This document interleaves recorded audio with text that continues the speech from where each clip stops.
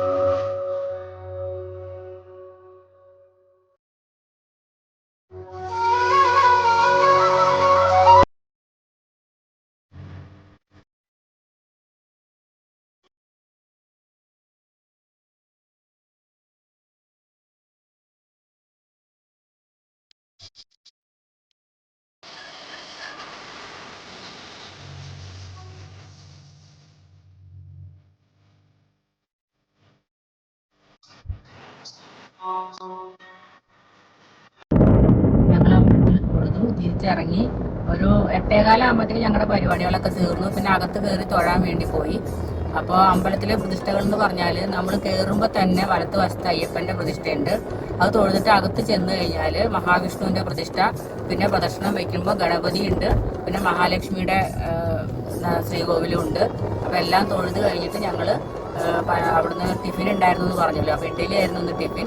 അപ്പോൾ ടിഫിനും കഴിച്ച് കഴിഞ്ഞ് ഞങ്ങൾ പുറത്തിറങ്ങിയപ്പോൾ പുറത്തേക്ക് വന്നുകൊണ്ടിരിക്കുകയാണ്. അമ്പലത്തിനെ പറ്റി അറിയാത്തവർക്ക് വേണ്ടിയിട്ട് ഞാൻ പറയണതാണിത്. പിന്നെ ഇതുപോലെ കർമ്മങ്ങൾ ചെയ്യാൻ വേണ്ടിയിട്ട് ഈ മധ്യ കേരളത്തിൽ ഇതുപോലെ ഇതിനെക്കാട്ടും നല്ലൊരു സ്ഥലം ഉണ്ടെന്ന് എനിക്ക് തോന്നുന്നില്ല. നമുക്കിവിടെ പുഴയുള്ളത് കൊണ്ട് മുങ്ങി കുളിച്ചിട്ട് തന്നെ നമുക്ക് എല്ലാ കർമ്മങ്ങളും ചെയ്യാൻ പറ്റും. പിന്നെ നമുക്ക് അവിടെ ഒന്ന് താമസിക്കണം എന്നുണ്ടെങ്കിൽ തലേ ദിവസം 2 ദിവസം മുമ്പ് വിളിച്ച് പറഞ്ഞാൽ അവിടെ റൂമുണ്ട്, ദേവസ്വത്തിൻ്റെ വക റൂമുണ്ട്. അത് കുറഞ്ഞ പൈസയ്ക്ക് കിട്ടും. റൂം എടുത്തിട്ട് നമുക്ക് രാവിലെ നേരത്തെ 5:30 മണിക്ക് തുടങ്ങും ഫസ്റ്റ് കർമ്മങ്ങൾ ചെയ്യണ ചടങ്ങുകൾ. അപ്പോൾ അത് കഴിഞ്ഞ് പിന്നെ വരിയായിട്ട് പിന്നെയും ചെയ്തുകൊണ്ടിരിക്കും. അപ്പോൾ നേരത്തെ വരികയാണെങ്കിൽ നമുക്ക് വെയിലൊന്നും ഇല്ലാണ്ട് പെട്ടെന്ന് തന്നെ ചെയ്ത് തിരിച്ചു പോവുകയും ചെയ്യാം. അപ്പോൾ ഇത് ഇന്നത്തെ ഒരു ചെറിയ വീഡിയോ ആണ്. നിങ്ങൾക്ക് അറിയാത്തവർക്ക് വേണ്ടിയിട്ട് തിരുനാവായ അമ്പലത്തിനെ പറ്റിയിട്ട് ഞാൻ പറഞ്ഞു എന്നേ ഉള്ളൂ. ആർക്കെങ്കിലും ഉപകാരമാവുകയാണെങ്കിൽ ആയിക്കോട്ടെ എന്ന് വിചാരിച്ചിട്ടാണ്. അപ്പോൾ ഇന്നത്തെ വിശേഷങ്ങളൊക്കെ ഇത്രയേ ഉള്ളൂ. ഇനി വേറൊരു വീഡിയോ ആയിട്ട് വരണ വരെ ബൈ.